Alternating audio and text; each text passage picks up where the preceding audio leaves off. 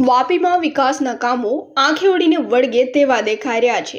બલીઠામાં fly bridge બન્યા બાદ વાહન ચાલકો માટે ખુલ્લો મૂકવામાં આવ્યો, જેથી સૌ કોઈને રાહત મળી છે। જ્યારે મોરાઈ ગામ અને વાપી જે ટાઈપ માર્ગ ઉપર પણ ફ્લાયઓવર બ્રિજની કામગીરી યુદ્ધના ધોરણે ચાલી રહી છે।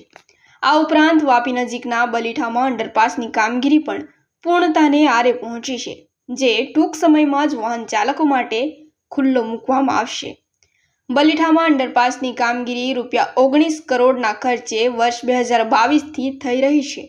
આ અંડરપાસ વાપીના અતુલ સોસાયટીથી બલીઠા તરફને જોડી રહ્યો છે।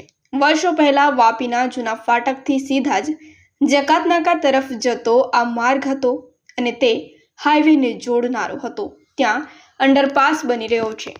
અહીં નોંધનીય વાત એ છે કે વાપીવાસીઓએ બલીઠા તરફ જવા માટે લાંબો ચકરાવો કાપવો પડતો, જેને ધ્યાને લઈને GUDC દ્વારા બલીઠા પાસે અંડરપાસ બનાવવાની કામગીરી શરૂ કરવામાં આવી હતી।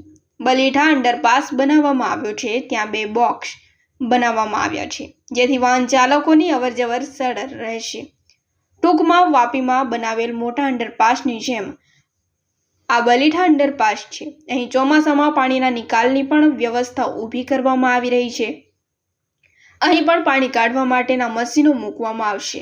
બલીઠા અંડરપાસમાં બાકી રહેલ કામગીરી તેજ ગતિ આપવામાં આવી રહી છે, તો બીજી તરફ તેનું કલર કામ પણ થઈ રહ્યું છે।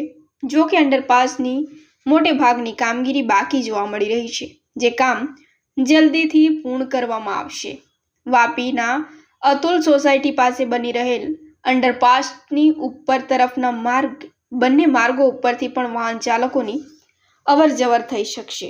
વાપી જૂના ફાટકથી હાઈવે તરફ જનારા કે આવનારા વાહન ચાલકો માટે તે ઉપયોગી બનશે। અંડરપાસની સુવિધા મળવાથી દરેક વાહન ચાલકો અને વાપીવાસીઓને પણ મોટી રાહત મળી રહેશે। જો કે આ અંડરપાસ ઉપર રૂફ પણ બનાવવામાં આવશે નું જાણવા મળી રહ્યું છે।